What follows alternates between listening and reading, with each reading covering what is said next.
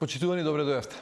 Документарниот филм е начин, алатка, уметнички израз да се создаде сведоштво за едно време, да се удри печат на нешто што во колективната свест е доживеано како огледало на нашето време, да се комплетира мозаикот за смешната страна на тажната транзицијска приказна. Но денеска да си кажеме и за тоа како се создава убава, културна и пред се забавна новогодишна програма и да ви понудиме повеќе аргументи зошто новата година да ја дочекате со Телма. Им велам добре дојде на моите денешни гости Илија Икокаров, режисер, Јана Стојановска, актерка и Мишел Трајковски, музичар. Како сте, добре дојавте? Добро утро.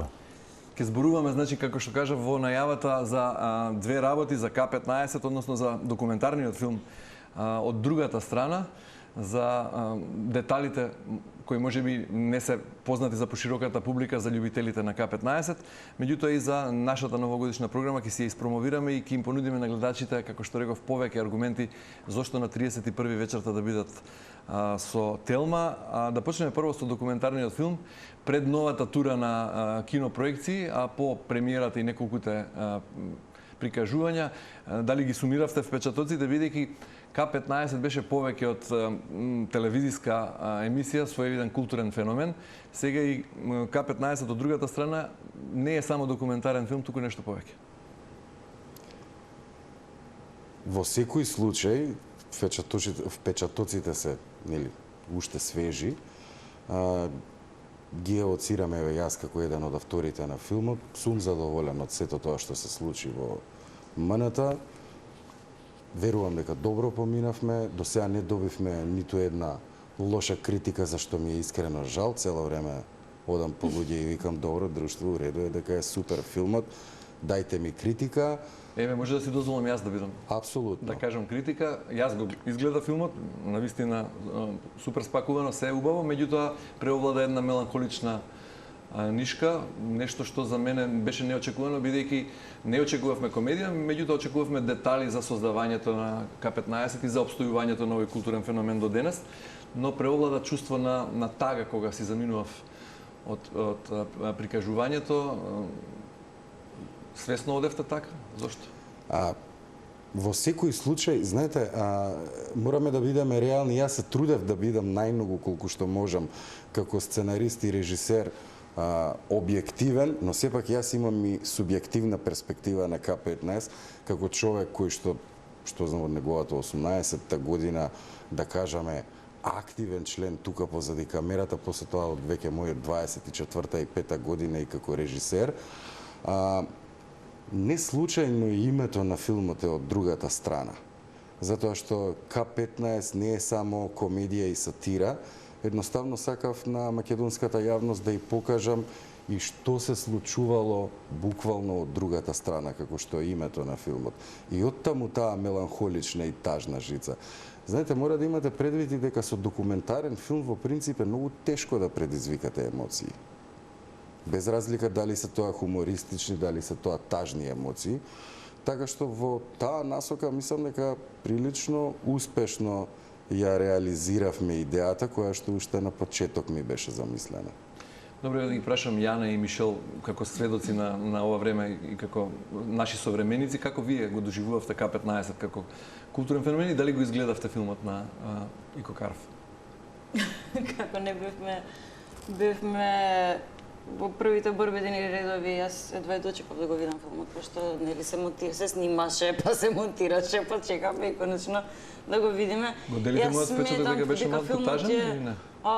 Одличен. Филмот е точно, прецизно, знаете како, мене не ми беше тажно, мене ми беше враќање во К-15 е дел од нашето детство. Ние што сме родени во тоа време просто пораставме со К-15.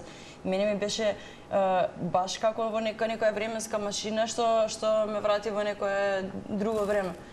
Тоа е бесценето. Мене тие емоции кога ќе успее некој да ми ги предизвика, ми се бесценети. Освен тоа ги видовме луѓето што биле околу нив тројцата, околу тројцата главни глумци во целата таа приказна. имаше моменти на тага, ама јас по природа сум песимист и нешто тоа не ме допре толку многу колку што ми беше смешно како дошле до и мене. Значи има моменти, они раскажуваат како доаѓале до решенија во песните. Јас сум уметник, сакам решенија. Сакам да видам како се дошло до решение кога креирале некоја сцена, како почнувале со текстот, па како од тој текст дошло, па како ги креирале ликовите. Се беше точно така представено. Крајот има се нешто има почеток, средина и крај. Јас повеќе се радувам на процесот отколку тоа дека фактички постоел крајот, колку и да е тажен. Ете, така, јас уживам во филмот, мене беше супер. Добро, супер, многу емотивно, иако не било тажно. Мишел Трајковски таму ја прави музиката за документарниот филм.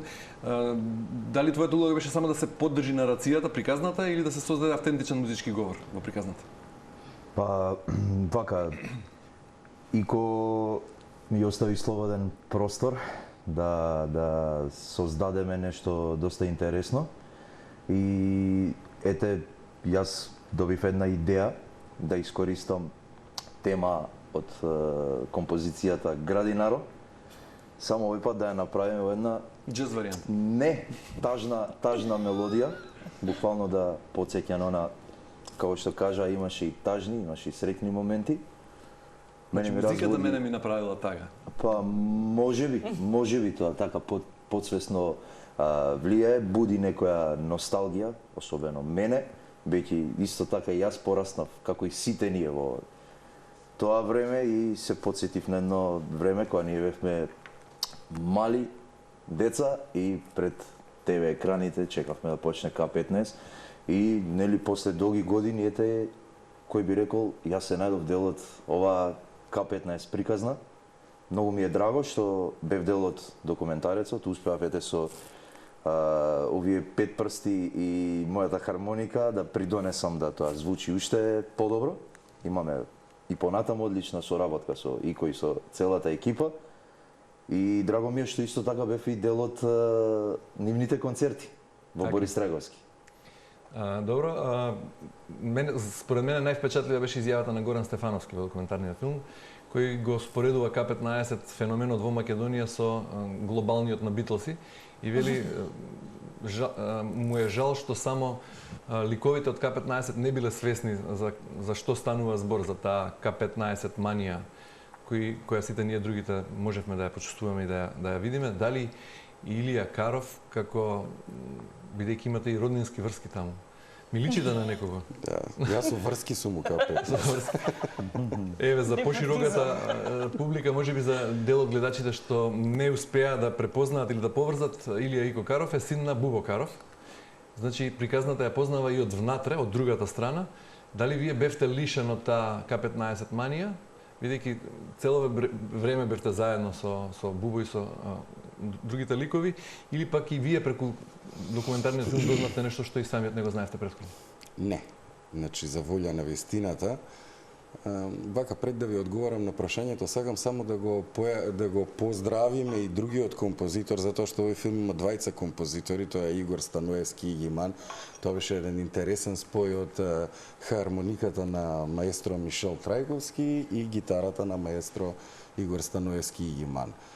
Мислам се случи прекрасна кохезија, инаку да, дефинитивно се согласувам дека на меланхоличните сцени, она што го обвинивте директно Мишел.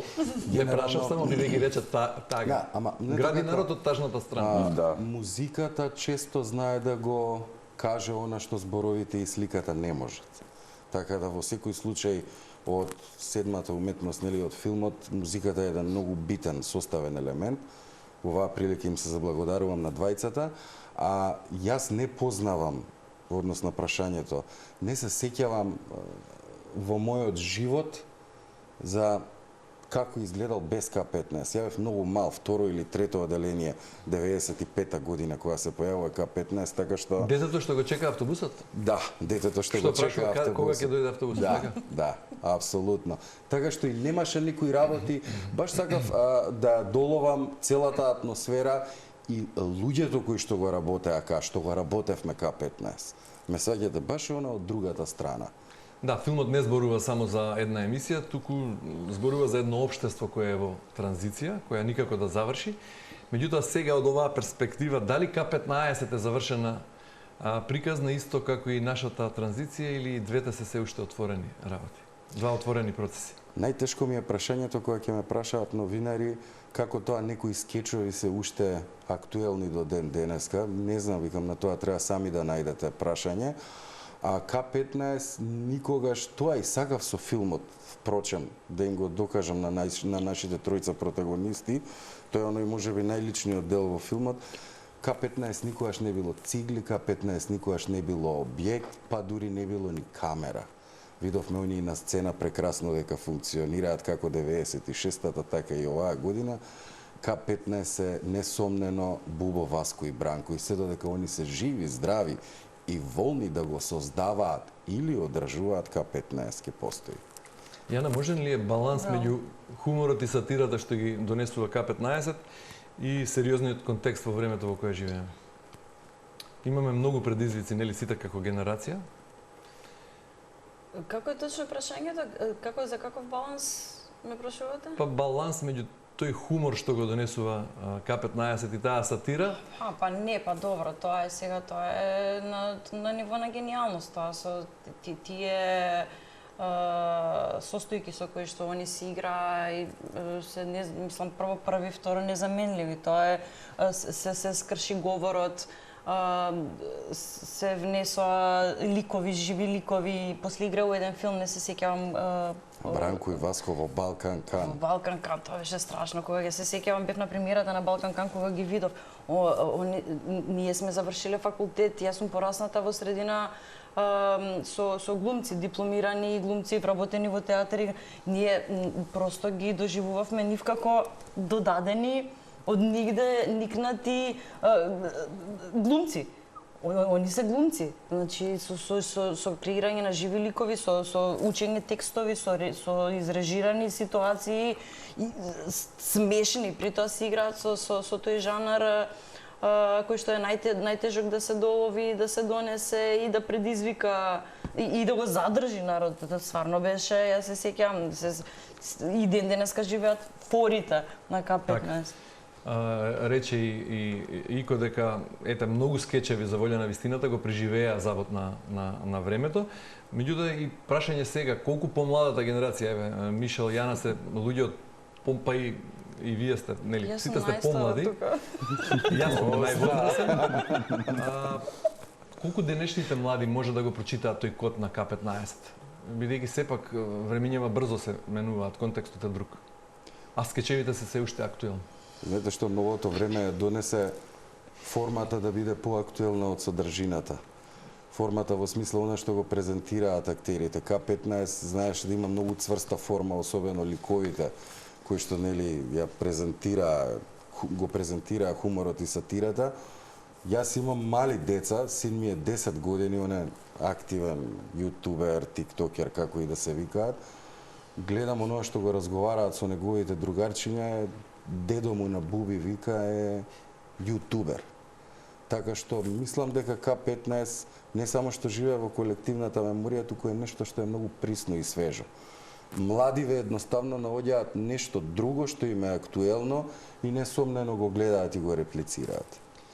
Добри, повторно, Мишел како композитор, колку музиката може да ја обликува нашата перцепција како гледачи кога го гледаме документарниот филм од другата К15 од другата страна за хуморот низ приказната, бидејќи главниот печат на К15 е хуморот и сатирата, и од другата страна таа нишкана тага, што веројатно нема гледач што не ја почувствувал, бидејќи сите велиме гениален е филмот, добар е, меѓутоа еве Јана дури со солзи во очите зборуваше за некои сцени. Од радост, мене тага не ме доприскрила, мене малце ми е тажно, окей.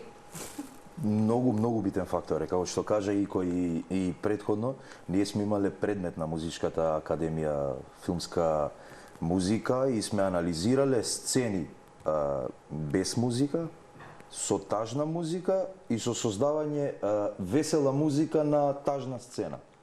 И секогаш гледачот има различна перцепција. Многу битен фактор е музиката.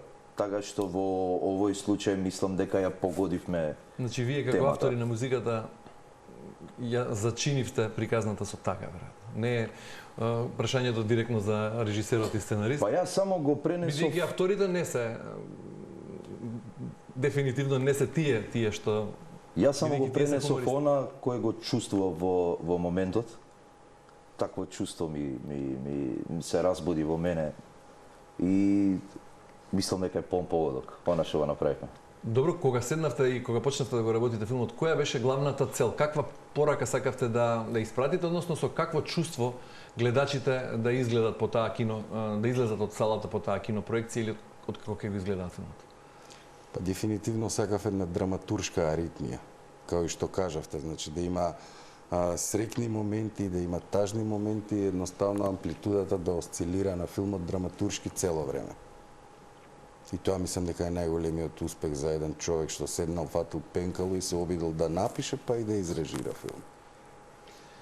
Добро, К-15 велите е незавршена приказна, се додека авторите внатре се здрави и живи и се уште волни за работа, меѓутоа факт е дека во денешно општество недостига хумор. Дали ви недостига вам лично хумор? Зашто се смеете од срце? На што се смеете од срце? На старите скечеви од К-15 или имате некоја нова содржина? Па според мене нема стари нови скечеви, тоа што они го создадоа и снимија во К-15, тоа е нашето секојдневие и мислам дека сите ние се пронаоѓаме во секој еден лик на дневно ниво, така што кога сме веќе на тема овие нови млади генерации што доаѓаат, ништо немаат пропуштено, само кога ќе ги отворат К-15, дали сега или после 10 години, само ќе се потсетнат на моментот кој го живеат, така што тоа е нешто вонвременско создадено. Јана, како актерка, што најмногу ви пречи во културниот контекст во кој работите денес? Ништо. Задоволни сте со Да. статусот на уметник? Апсолутно. Што би подобриле кога би имале можност? Би подобрила амбицијата кај уметниците и желбата и потребата, поривот да создаваат. Мислам дека денеска дојде едно време во кое што никој не излага од дом. Мислам сите се живееме од си ги плаќаме сметките со пари за пари. Меѓутоа доста уметници забораваат дека поривот нема врска со екзистенцијата. Се согласувам. Што лично вас ве знае да ве насмее? Си ги пуштате на YouTube скечевите на К-15 или имате некоја друга содржина? Имам да ми ги повторуваат. Стерео. Не, мене ми е прилично забавен животот. Приватно. Добро. Добро, овој тим овде собран исто така и успешен и во подготовка на новогодишната програма на Телма. Како што кажав, К-15, документарниот филм од другата страна, помина неколку прикажувања и сега е пред нова тура кино проекции, нели? Да, тоа не би откривал сега ништо подетално, сепак ќе го оставам продуцентите. Тие што не успеа да го гледаат, ќе имаат ќе имаат прилика да го гледаат во секој случај. Сега во меѓувреме ближи 31-ви, како што изминува годината, вие се подготвувате за највеселата ноќ во годината и како што реков, еве што е тоа што треба да ги привлече нашите гледачи и на 31-ви вечерта да бидат со нас. Илија Икокаров како режисер на новогодишната програма, Јана како водителка и шоумен, Дел како музичарка таму, како пејачка со својот бенд. Не знам, се измеша се. Се нешто се измеша. Се измешавте во Да, улогите. Кажете што подготвувате за 31-ви. Мишел ја водеше емисијата. Да, јас за прв пат помагав. во улога на водител. водител, да. Не само музичар и композитор, туку Ете, ова беше тимот и овој тим се реши да создаде нешто заедно, значи ние сме и водители, и музичари, и режисери, и се, и гледачите можат да очекуваат, според мене, едно од најквалитетните музички новогодишни изданија до сега во историјата. Ги имаме најдобрите вокални изведувачи, инструменталисти во историјата на македонската музика. кој се настапува, може да кажете или? Од Наум Петревски до Зуица Лазова, Ленче Кукич, имаме легендарната Смилја Митревска, која после 25 години отсуство од нашата земја, ни гостува во новогодишната програма, ги имаме Меморија, Даци Александар, буквално целата наша естрада е во новогодишната емисија на Телма. Најдобрите хитови во последните 35 години, одсвирени во живо, заедно со нашиот оркестар. Вие, предпоставам, го правевте музичкиот избор? Како... Па заедно сите, целиот тим, целата редакција. Јана и водителка и пејачка, така? Или? Јана кажа експлицитно дека нема намера да ја води емисијата. Јана бегаше од обврската, ама на крај едноставно... Мене ми се пееше.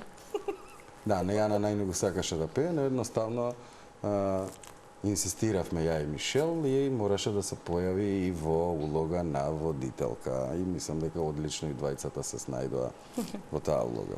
Ки има само музика или ки има и разговори? Како е? Апсолутно и разговори. Апсолутно и разговори. Музика и едни неофицијални опуштени разговори, кратки, компактни, со изведувачите, па дури на почетокот и на крајот со чиста совест можам да кажам и да констатирам дека имаме мали играни делови, иако не бевме така концепирани, спонтано ни дојде на лице место, инаку јас само режирав, не пеев, немав повеќе улоги за разлика од Мишел и од Јана. Морам нели исто така да ги поздравам, да ја поздравам и вашата екипа од Телма телевизија, одлични професионалци. Тука е Тони продуцентот, реализаторот и сите што беа покрај мене и што ни ги овозможија условите да го изведеме тоа така како што треба. Да, и тие се задоволни од тоа што го произведувате таму. Новогодишната програма нели секогаш носи очекувања од некаква леснотија, од радост, од нови надежи, нови желби, бидејќи се испраќа нешто старо и календарот врти во нова година. Колку е повторно сега на тој општествен контекст што Јана го опиша како очекување, како рековте, пари со сите живееме за пари, меѓутоа треба нешто повеќе и Мишел се создаде. Уметничкиот порив не зависи од екзистенцијата. Така. Просто постои. И во таква ситуација колку е тешко да се создаде искрена новогодишна празнична емисија, да биде тоа веселина од срце, од душа, а да не биде само шаблон. Имавте ли проблем со тоа да бидете искрени, автентични, да бидете весели, бидејќи на гледачите треба да им се пренесе веселина? Може ли да пробам да ги парафразирам Александар и Дац на едното, на нивното, нели, конкретно интервју во новогодишната емисија? Ако не се лажам, која ги праша, не можам сега се сетам кој од нив двајца ги праша, што е, од кај црпат инспирација, дали од тагата или од среќата? Безпоговорно двајцата одговорија дека вистинската инспирација во принцип доаѓа од тагата или од таговната радост, ако сакате да пробам јас да го дефинирам. Знаете, тажна песна знае да ви ја допре душата, среќна песна знае да ве расположи во моментот. Несомнено и двете компоненти се многу важни. Сепак, затоа што е нова година, ние овој пат се одлучивме да тоа биде максимално среќно, расположено и ведро и тоа што го замисливме како такво да го донесеме на публиката на Телма телевизија. Не, прашањето беше повеќе во контекст на тоа сите луѓе кои се појавуваат, кои ќе се појават, кои ќе наздрават заедно со гледачите на Телма и сите кои ќе честитаат и ќе пренесат лични собствени очекувања и желби за 2026 и ќе посакаат такви на публиката, колку тоа лично автентично го прават, дали бидејќи секој човек си има свои нели и причини за тага и за радост и причини да биде среќен и колку во ова време во кое живееме сите можеме искрено да бидеме весели, па дури и во таа највесела ноќ. Најтешкиот дел мислам дека му падна на грбот на Мишел. Повторно музиката. Не, тој беше и продуцентски ангажиран, значи организацијата комуницираше со сите изведувачи посебно. Знаете како оди тоа, до кај си, што си, како си, каде си. Па водеше, па после тоа одеше свиреше, има доста од програмата која што е отсвирена во живо, па бендот тука да се организира, тоа се повеќе членови. И во суштина можам одговорно тврдам дека луѓето кои што беа дојдени таму пред да дојдат на сцената се забавуваа. Се забавува, беше забавно. Не знам, го кажав ова затоа што не знам колку можеше Мишел да го примети сето тоа, ама одговорот на вашето прашање е дека сите таму сме автентично среќни и весели. Нема некоја позадина, никој не беше дојден на сила. Нема ако знаете како, ако си глуми миш да не го правиме. Најголем доказ за тоа беше во еден момент, отидов до бекстејдж, веќе светлата ваму во режија многу црно, ваму многу moving head-ови, флешлајти. Отидов, се враќам, викам, друштво, никој од изведувачиве што испеа не е заминат. Некои седат и по 3-4 часа и се забавуваат позади. Сега судејќи по таа атмосфера, можеме да констатираме дека сите си поминавме добро. Ако сакаш некаков поопширно прашање позади вратата на студиото, како се осеќаат уметниците во Македонија. Пораката што се испраќа повеќе, мислам, да. Аха, добро. Веселина, смеа, емоција. Апсолутно. Веројатно ќе има и чувство на заедништво. И акцент и валидизација на она што се вика македонска песна. Тоа е исто еден многу битен акцент кој што освен добрата атмосфера, нели негување на она нашето, на македонското, исто тоа ни беше многу битна голем предизвик и секогаш Телма гледала да. така да биде, да ја промовира домашната музика, значи македонска забавна и народна музика. Македонска песна и сплотеност. Ете, осетивме на голема сплотеност кај сите изведувачи од нашата естрада и мислам дека тоа ќе биде и првата порака упатена до сите, особено до државниот врв, дека станува збор за квалитетна музичка естрада која треба и понатаму да се продолжи да се поддржува. Имаме многу квалитетна музика и докажавме дека може една новогодишна забава да помине со македонска песна. Добро, деталите какви се, кога почнува програмата, колку трае, како е замислено? Програмата ќе почне во 21:15 часот и ќе трае некаде до 1 часот по полноќ. Значи без малку 4 часа? Без малку 4 часа. Она што нема да влезе веќе тоа што голем дел од изведувачите испеа или изведува во живо повеќе песни, ќе можете да го гледате на први, утредента или за време на старата нова година или православна нова година на 13 према 14. Да, бидејќи се празници, така што ќе има можност да се види се. Апсолутно. Добро, вие како главни актери внатре, како со измешани улоги, што лично си посакувате од 2026 и што и посакувате вие на публиката на Телма? Веројатно и таму испраќате честитка и порака. Кај мене и кај сите пред се здравје. Тоа е најважно. Здравје, дефинитивно здравје. Здравје и сплотеност. На 25-та немам што да ја кажам. Задоволен сум од 2025 година. Се надевам дека ќе бидам уште позадоволен во 2026 година. Нормално, како предуслов за ова се, го ставам здравјето и среќата. Добро. И да не чекаме Дедо Мраз да ни ги заврши сите работи, туку да се фатиме ние за работа, да ги засукаме ракавите и да создаваме и да работиме и да не чекаме другите да не ги избуткаат тие работи. Јана, Мишел, Ико, ви благодарам многу за гостувањето, ви посакувам многу здравје вам и на вашите најблиски и ете, повторно да соработуваме и со Телма и да повеќе да ве гледаме на сцената. Благодариме. Почитувани, вам ви благодарам за вниманието со кое не следите. Останете на фреквенцијата на Телма и имајте убав ден.